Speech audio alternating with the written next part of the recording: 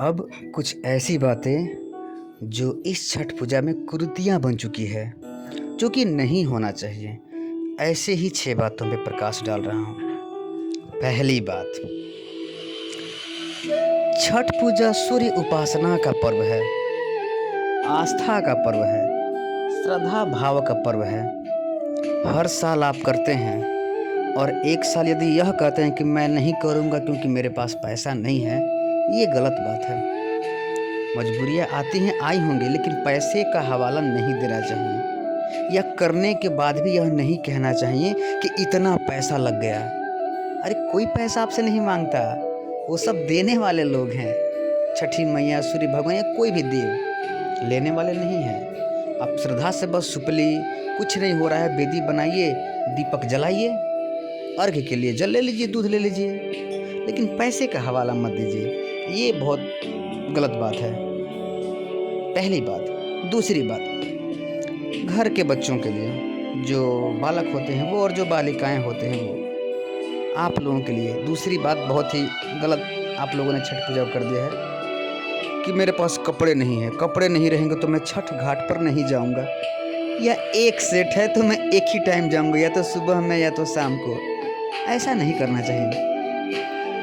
खर्च वाला त्यौहार है, कैसे कैसे गार्जियन लोग इकट्ठा करके पूजा पाठ की सामग्री बस ला पाते हैं। उसमें आप कपड़ों के लिए जिद मत करें। कोई भी कपड़ा बस सच्चे मन से नहाइए, पहनिए और चले जाइए। कुछ ना हो, स्कूल का ड्रेस पहन के ही जाइए।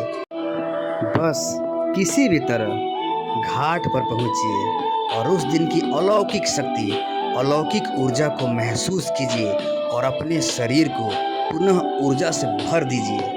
बस ये कीजिए। लेकिन आप बोलेंगे कि लोग क्या कहेंगे। आप लोगों की पूजा कर रहे हैं कि छठी मैया की पूजा कर रहे हैं? अर्घ लोगों को दे रहे हैं कि सूर्य भगवान को दे रहे हैं? तो ये सोचिए कि वो क्या सोचेंगे, ये ना सोचिए कि लोग क्या सोचेंगे। इसलिए कपड़ों के लिए बच्चों जिद कतई ना करें, ठीक। तीसरी बात जो है वो ये कि कभी कभी देखने में आता है कि लोग बोलते हैं कि हम 3 घंटा छठी घाट पर थे। ये मायने नहीं रखता है कि आप कितने घंटे थे भैया, मायने ये रखता है कि आप सूर्यास्त और सूर्योदय के समय से कितना देर या कितना पहले घाट पर थे। इसलिए सूर्यास्त से बहुत पहले जाइए और सूर्यास्त के बाद अर्घ्य देकर ही वापस आइए।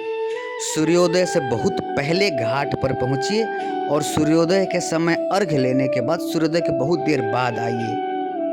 समझे? उसमें आप आधे घंटा भी होगा तो वो चलेगा, लेकिन ऐसा होता है कि जैसे ही शाम हुआ सब गन्ना लेकर भागते चले आते हैं। रात को ही पहुंच जाएंगे घाट पर और सुबह भोरे होते लेकर भागते चले आएंगे। इससे आपका कोई पूजा पाठ नहीं हो रहा है, क्योंकि आपको तो सूर्योदय और सूर्यास्त से कोई वास्ता रहा ही नहीं। तो इस बात का ध्यान दें, सूर्यास्त और सूर्योदय।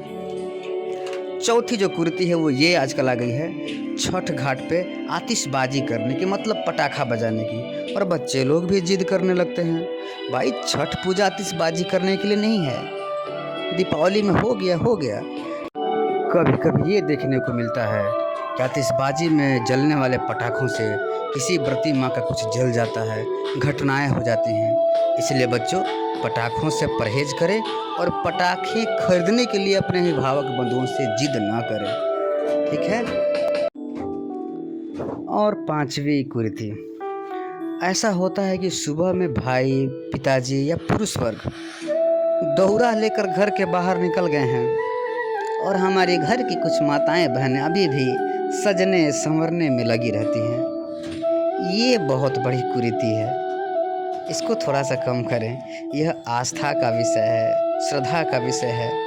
ऐसा नहीं है कि कहने का मतलब ही नहीं कि जैसे हैं वैसे ही पहुंच जाएं, ऐसा नहीं है। लेकिन कम से कम यदि करना ही आपको 2-4 घंटे करना है, रात 12-11 बजे से लग जाइए, आराम से कीजिए, ताकि आपका 2:30-3 बजे तक हो जाए और आप 4 बजे से पहले घाट पर पहुंच जाएं, ठीक है। ऐसे चमक धमक के जाना भी शोभा नहीं देता है।